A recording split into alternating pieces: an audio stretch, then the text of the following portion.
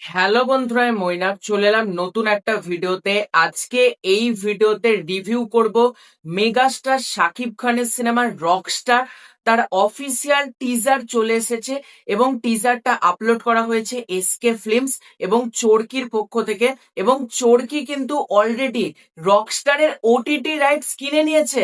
মানে এর থেকে বড় খুশির খবর আর কি হতে পারে, যে একটা সিনেমা এখনো পর্যন্ত রিলিজই করেনি, তার আগে একটা প্ল্যাটফর্ম ওটিটি রাইটস পর্যন্ত ব্যাক করে নিয়েছে। তো চলো তোমাদের সাথে একসাথে বসে টিজারটা দেখবো। আমি অলরেডি আগে দু একবার দেখলাম টিজারটা, রীতিমতো ঘ্যামা লেগেছে আমার। চলো লাইভ রিয়াকশনটা শুরু করি। তার আগে ছোট্ট অনুরোধ করব, তোমাদের যদি ভিডিওটা ভালো লাগে ভিডিওতে একটা লাইক করো, কমেন্ট করো। চ্যানেলে প্রথমবার হয়ে থাকলে চ্যানেলটাকে অতি অবশ্যই কিন্তু আগে সাবস্ক্রাইব করে দিও। তো লেট স্টার্ট। এবং আমরা যদি একবার ডেসক্রিপশনটা ঝট করে পড়ি, যে আগুন নীরবে জ্বলে, তার শিখা চোখে পড়ে না, কিন্তু তার তাপে কেঁপে ওঠে চারিদিক। একটা ঝড় অনেক দিন ধরে পথ খুঁজছিল, এবার সে আসছে পর্দা কাঁপাতে। আগামী ঈদ উল আজহায় সান মোশন পিকচার্স লিমিটেড প্রযোজিত, আজমান রুশো পরিচালিত, মেগাস্টার শাকিব খান অভিনীত রকস্টার, প্রযোজক অঞ্জন কুমার পিন্টু, নির্বাহী প্রযোজক Ajay Kumar Kundu, exclusive streaming partner Chorki. অর্থাৎ চরকি কিন্তু ওটিটি রাইটস অলরেডি কিন্তু ব্যাক করে নিয়েছে। Use headphones or not, you will get the full vibe.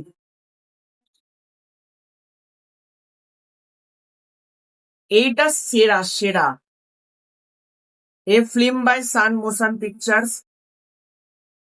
এখানে গান রেকর্ড আমরা দেখতে পাচ্ছি। আগুন আমাকে উড়িয়ে দাও কনসার্টটা কবে হচ্ছে আমরা একবার দেখে নিই। এখানে একটা ডেট দেওয়া হয়েছে। আরে, স্যাটারডে মে 16, 2026। ডোর 7টা PM, শো 8টা PM, এরকম লেখা রয়েছে। আগুন, one night one crowd, pure energy. এখানে আমরা প্রচুর স্ক্রিন দেখতে পাচ্ছি। গ্লোবাল সুপারস্টার, সত্যি করে তিনি global superstar, the future of our rock star.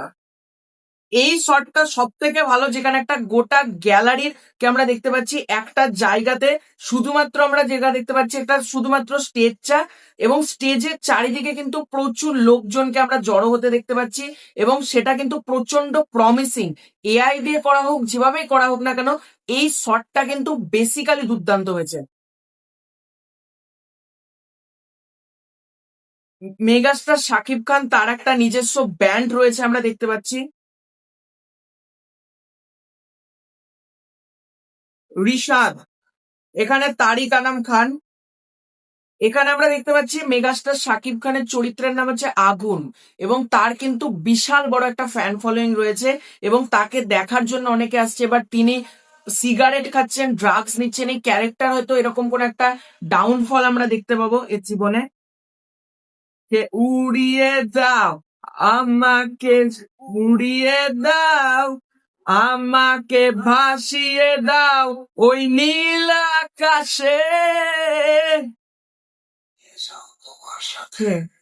Rockstar Shakib Khan, this Eidul Azha, don't worry, it just a jamming, wait for teaser 2।